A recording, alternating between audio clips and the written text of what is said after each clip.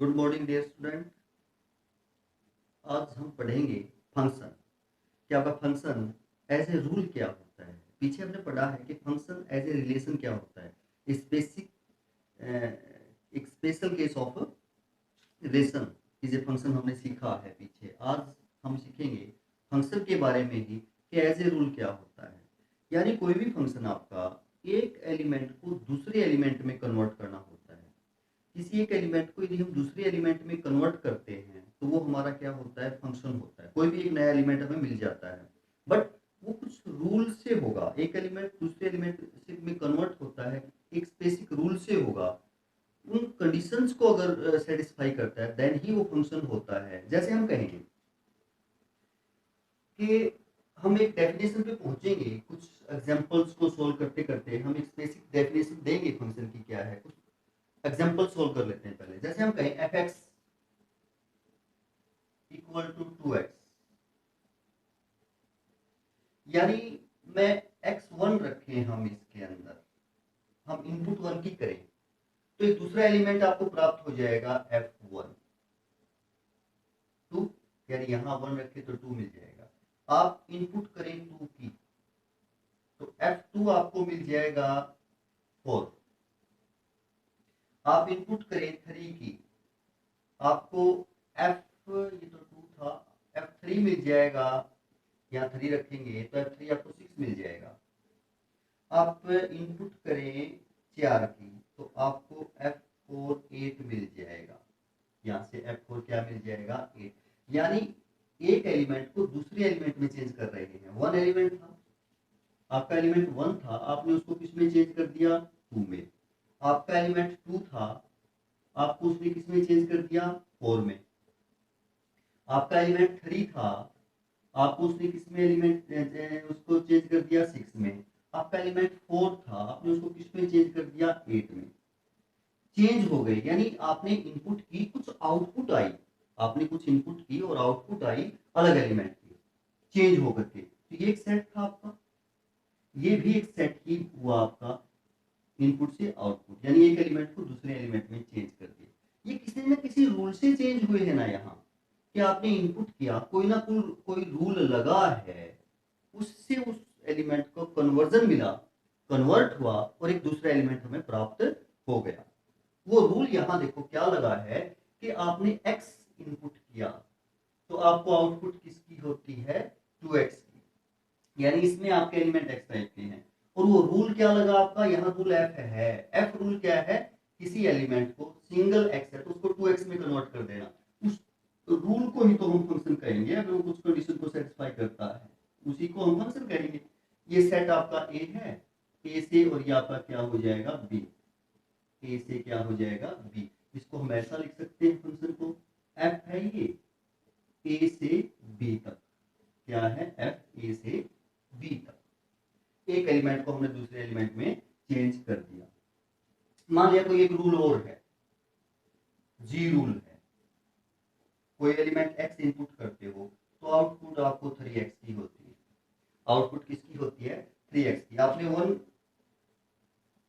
Put किया या आपने 1 एक एलिमेंट डाला या आपने एक 1 एलिमेंट रखा तो आपको एक नया एलिमेंट मिला। आपको एक नया एलिमेंट मिला g1 3। आप 2 डालो, यानी आपने एक एलिमेंट 2 रखा, आपको एक नया एलिमेंट मिला g2 यहां से 6। आप एलिमेंट 3 डालो, आपको एक नया एलिमेंट मिला g3 9। तो देखिए, इसको यदि हमने ये कहा, हम कहें कि हमने एक एलिमेंट 1 डाला तो आपको क्या नया एलिमेंट मिला, 3 एलिमेंट नया मिला। एक एलिमेंट आप 1 रख रहे हो तो आपको एक 3 एलिमेंट नया प्राप्त हो रहा है। आप 2 रख रहे हो तो एक नया एलिमेंट आपको 6 प्राप्त हो रहा है। क्या प्राप्त हो रहा है, 6। आप एलिमेंट 3 रख रहे हो तो आपको एक नया एलिमेंट 9 जो है वो मिल रहा है। तो ये भी एक सेट है, ये भी एक सेट है। और यहां से जो यहाँ एलिमेंट गया है वो एक रूल से गया है, एक रूल से चेंज हुए ना, कोई एक स्पेसिफिक रूल है। वो रूल क्या है कि आपने एक x एलिमेंट रखा, g रूल लगा, यानी इस रूल को हमने क्या नाम दे दिया, g। f और g से हमें घबराने की जरूरत नहीं है, क्योंकि वो तो एक सिर्फ रूल का नाम है। जिस रूल से एलिमेंट जाते हैं उस रूल का ही नाम है f और g, कुछ भी रख सकते हो आप।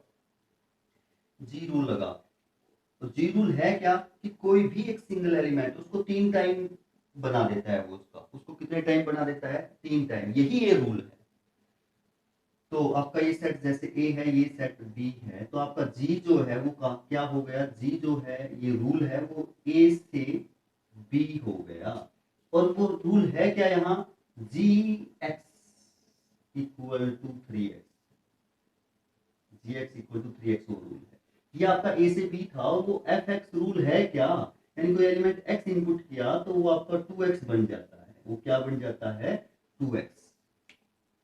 यानी एक एलिमेंट को दूसरे एलिमेंट में चेंज करना ही आपका क्या है? फंक्शन है। उस रूल को ही हम फंक्शन कहेंगे। जो रूल है आपका, जिस रूल से चेंज होता है, उसी को हम क्या कहेंगे? फंक्शन कहेंगे। बट ये फंक्शन होने के लिए कुछ कंडीशंस हैं।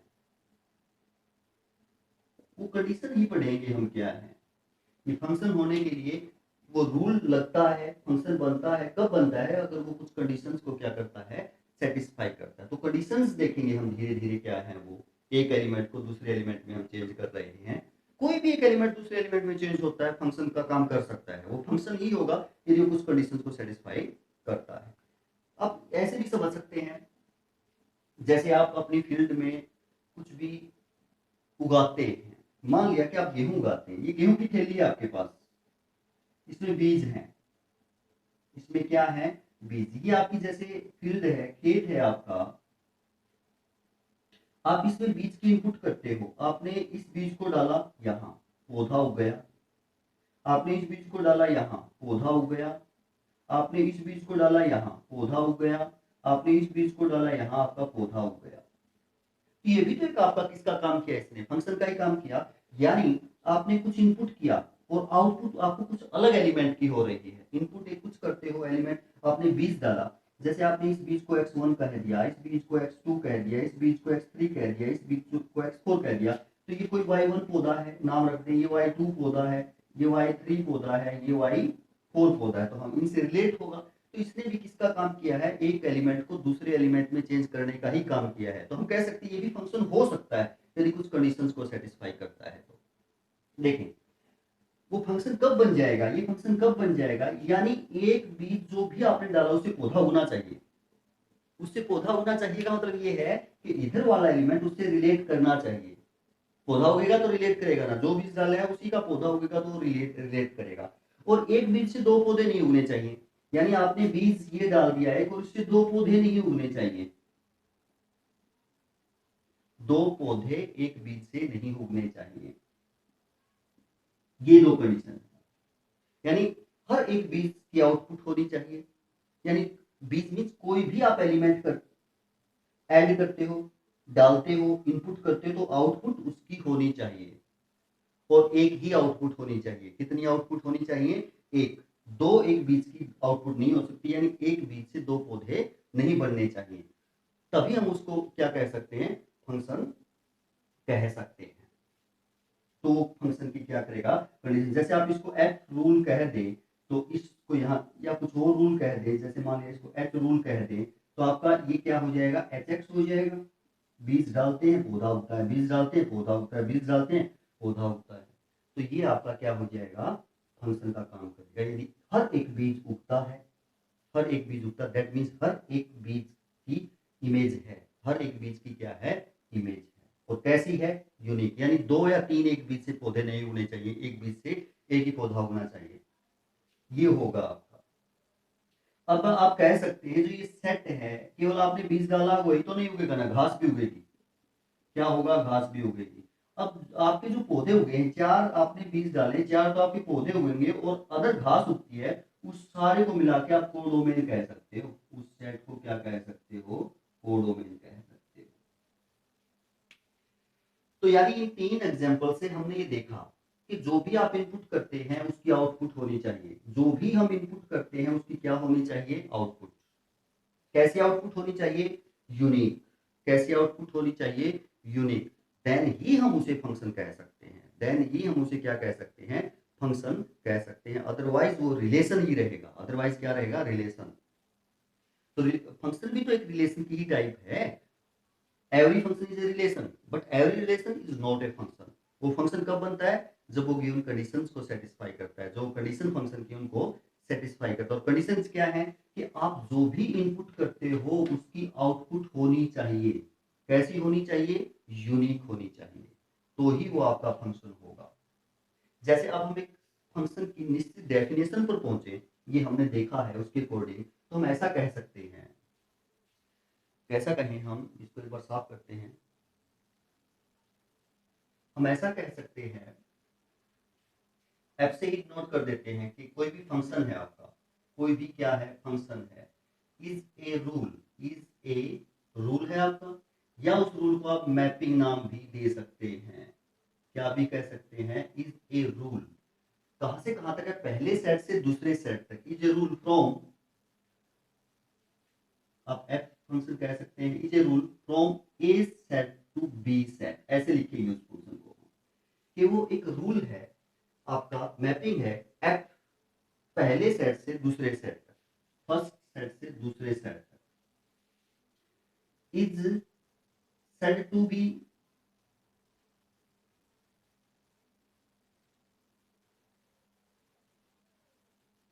Function if every element of set A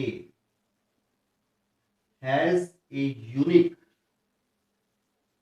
unique को आप क्या भी कह सकते हो? One and only one, one and only one image in set B. यही देखा है हमने कि ये आपका क्या होता है? फंक्शन होता है। अभी जो हमने पीछे एग्जांपल्स देखे उनमें जो हमने फंक्शन बताया है वो यही कहा है कि आपका फर्स्ट सेट से सेकंड सेट तक है, जिसमें पहले सेट का प्रत्येक एलिमेंट रिलेट होना चाहिए सेकंड से। यानी जो आप एक एलिमेंट है वो चेंज हो रहा है, दूसरा आउटपुट दे रहा है, दूसरे एलिमेंट में चेंज हो रहा है, तो हर एक एलिमेंट आपका रिलेट होना चाहिए पहले सेट का। और सेकंड सेट में किससे? यूनिक एलिमेंट से वो होना चाहिए। जैसे हम कहें, मान लेते कोई फंक्शन एच एक्स है सेट ए से बी तक। एच कोई फंक्शन है ए से बी तक। एच एक्स हम कह दे कि एक्स स्क्वेयर है, एच एक्स हम कह दे कि एक्स स्क्वेयर है। जहां मैं ये कहूं, हम कहें कि सेट ए की ये एलिमेंट है एंड बी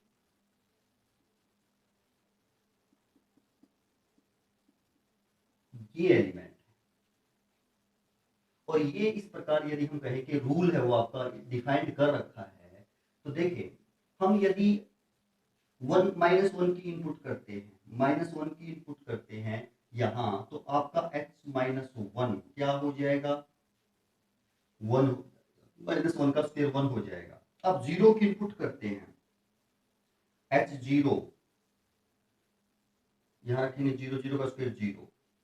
आप वन की इनपुट करते हैं, एच वन, वन ही हो जाएगा। आप टू की इनपुट करते हैं तो एच टू, फोर हो जाएगा। ये सभी आपने इनपुट की, यानी ऐसा हुआ ये सेट ए है, ये सेट बी है, जी रूल लगता है। जी आपका ए से बी है, तो ए आपका है minus one zero one two, यही एलिमेंट है। इसमें है आपके zero one two three four. आपने माइनस वन की इनपुट की तो आपका आउटपुट वन होती है। आपने माइनस वन की इनपुट की तो आपकी आउटपुट कितनी होती है? वन। यानी एक एलिमेंट माइनस वन है, आपका रूल लगकर चेंज हो रहा है माइनस वन में। जीरो आपका जीरो ही रहता है, जीरो आपका क्या ही रहता है? जीरो। चेंज इस प्रकार होता है। वन, वन ही रहता है। और टू फोर हो जाता है, और टू क्या हो जाता है? फोर।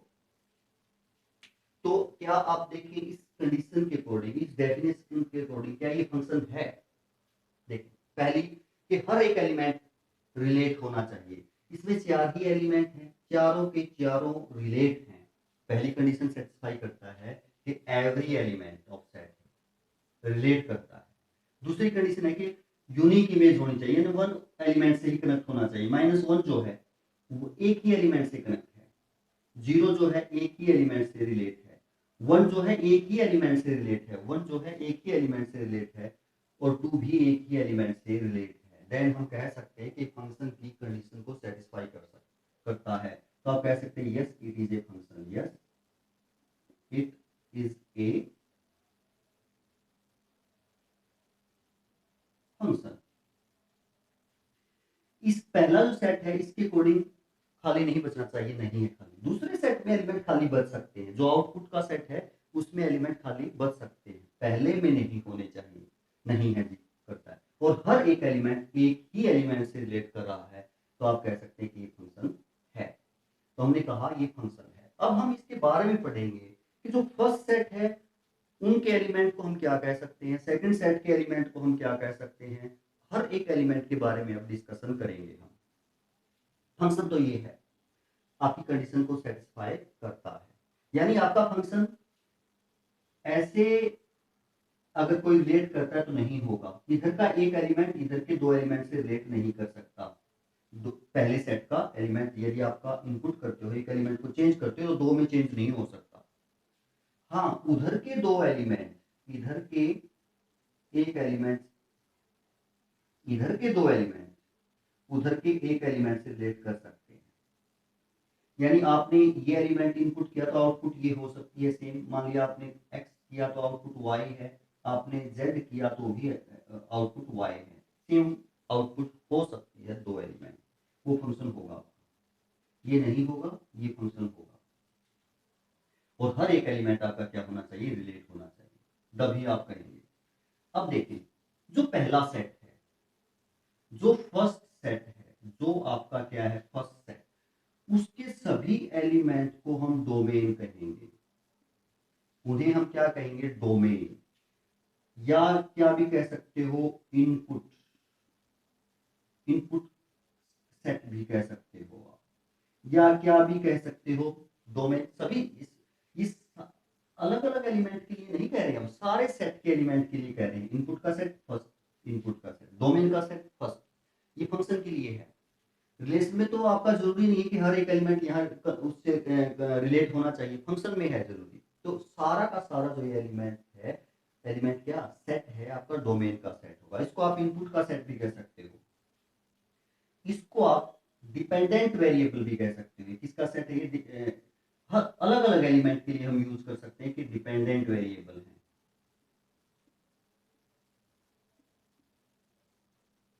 डिपेंडेंट वेरिएबल,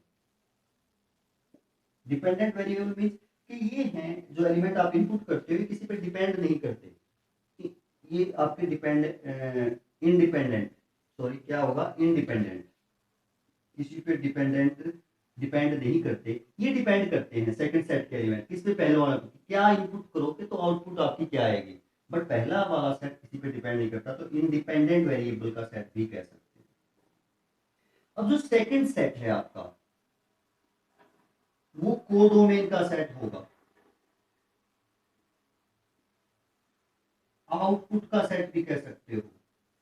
भाई आउटपुट ही होती है, इनपुट कुछ करते हैं तो जो आउटपुट का सेट है वो सेकंड सेट रहेगा, उसको आउटपुट का सेट भी कह सकते हैं। कोडोमेन सारा का सारा जितने भी एलिमेंट हैं सारे कंप्लीट, वो कोडोमेन होंगे। बट इसी सेट के एलिमेंट को रेंज कौन से एलिमेंट होंगे, जो पहले वालों से रिलेट करते हैं। मैं इसी में अगर हम कोडोमेन देखें तो कोडोमेन का सेट आपका, अगर हम यहां देखें कोडोमेन, तो यहां आपकी कोडोमेन 0 1 2 3 और 4 है। 0 1 2 3 और 4 कोडोमेन सेकंड सेट के एलिमेंट्स होंगे, सभी जितने एलिमेंट वो सारे कोडोमेन होंगे। बट रेंज, जो एलिमेंट सेकंड सेट के वो एलिमेंट रेंज कहे जाएंगे जो पहले वालों से रिलेट करते हैं। यानी 0 रिलेट करता है, करने चाहिए, चाहे 1 से करो चाहे 2 से करो, करने चाहिए। 0 रिलेट करता है, 1 जैसे 2 से रिलेट करता है तो 1 रेंज में आएगा, और 4 रिलेट करता है, और तो कोई रिलेट कर ही नहीं रहा, केवल ये 3 एलिमेंट रिलेट करते हैं, तो रेंज ये बनेगी, रेंज का सेट ये बनेगा आपका। ये हमारा किसका सेट होगा, रेंज का सेट होगा। तो इस प्रकार उसे हम क्या कह सकते हैं, रेंज। तो हमें ये पता होना चाहिए फर्स्ट सेट डोमेन जिक्र आता है, इसका मतलब आपका इनपुट का सेट है, इनपुट का सेट भी कह सकते हैं, इंडिपेंडेंट वेरिएबल भी उन्हें हम कह सकते हैं। क्या भी कह सकते हैं? Independent variable. क्यों है? क्योंकि ये डिपेंड नहीं करते, अपनी मर्जी से रखेंगे, आउटपुट डिपेंड करेगी इनके ऊपर। इसको आप डिपेंडेंट वेरिएबल भी कह सकते हैं।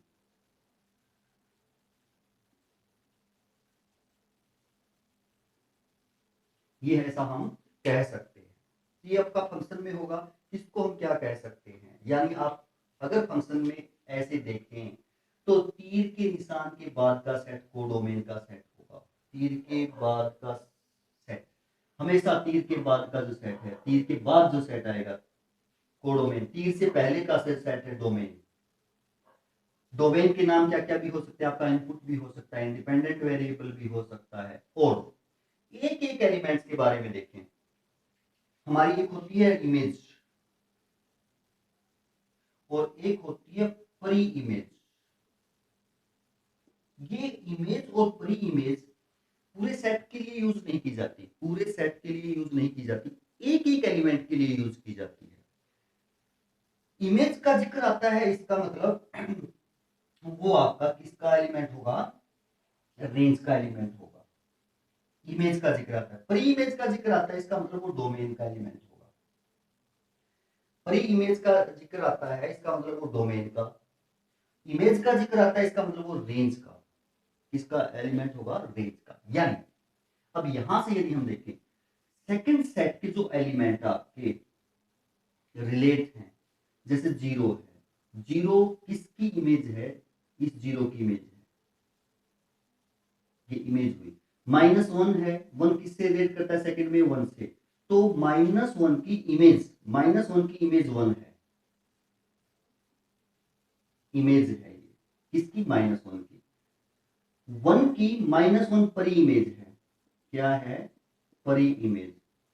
हमने कहा ना परी इमेज डोमेन में होगी, परी इमेज किस में होगी? डोमेन में। इमेज किस में होगी? रेंज में। अब जैसे वन है, यहां भी वन से कनेक्टेड है, तो ये वन सेकंड सेट वाला वन जो है वो इमेज होगा इस वन की, और जो फर्स्ट सेट वाला वन है ये क्या होगा? परी इमेज होगा। एक एक एलिमेंट के तौर पे यदि हम देखें, जैसे 4 और 2 और 4, जो 4 है वो आपका रेंज है, रेंज में है, रेंज में है तो 4 इमेज है। 4 2 की इमेज क्या कही जाएगी? 4। 4 आपकी क्या है? इमेज। और 4 की 2 क्या है? परी इमेज। 4 की 2 क्या है? परी इमेज है। यानी हम कह सकते हैं जो पहला आपका डोमेन का सेट है वो परी इमेज के एलिमेंट होंगे उसमें, जो रिलेट कर रहे हैं उनके साथ, और जो सेकंड सेट के एलिमेंट हैं वो इमेज के एलिमेंट होंगे रेंज में, जो आपके रिलेट कर रहे हैं, जिस भी एलिमेंट के साथ रिलेट करें उसी की वो इमेज हो जाएगी। तो ये था हमारा domain, codomain, input set, output set, independent variable, dependent variable. आपको शायद समझ में आया होगा अच्छे से। तो इस प्रकार हमारा कोई भी क्या होता है? फंक्शन होता है। और जो हमें ये चीजें बताई हैं कि डोमेन का जिक्र आते ही तो आप ये माने तीर से पहले का सेट है, कोडोमेन का जिक्र आते ही हम ये सोच लेंगे कि वो किसका सेट है? तीर के बाद वाला सेट है। रेंज का जिक्र आता है तो हम सोच लेंगे कि तीर के बाद वाला सेट है, यानी आउटपुट का सेट है। प्री इमेज का जिक्र आता है तो हम सोच लेंगे तीर के पहले का सेट है, यानी इनपुट का सेट है, जो इनपुट करते हैं हम।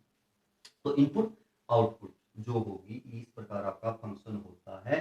फंक्शन में क्या कौन सा एलिमेंट होता है वो हमने सभी आपको क्लियर किया है। आशा है आपको समझ में आया होगा। यही हमारा फंक्शन है। तो ध्यान से आपने समझा है तो आपको समझ में बिल्कुल आएगा। इसके लिए आपको रिलेशन का पता होना चाहिए, रिलेशन का फिर एक स्पेशल टाइप का पता होना चाहिए, रिलेशन स्पेशल टाइप हो गए फंक्शन। फिर आप रिलेशन को अच्छे से समझ पाएंगे। रिलेशन भी एक क्या है? फंक्शन ही है, अगर वो इन दो कंडीशन को क्या करता है? सेटिस्फाई करता है। और आप ये समझ लें कि एक एलिमेंट देते हैं दूसरा लेते हैं, एक एलिमेंट दिया दूसरा लिया, ये फंक्शन है इन दो रूल से। एक एलिमेंट दिया दूसरा लिया। बट महाभारत ये नहीं कहती, महाभारत ये कहती है कि भाई एलिमेंट देते जाओ, लो मत। बट यहाँ आपको ये एलिमेंट देता भी है, देने का काम भी करता है। तो आप लें, एलिमेंट दें और लें और अच्छे से समझें, करते रहें और आगे बढ़ते रहें। थैंक यू, धन्यवाद।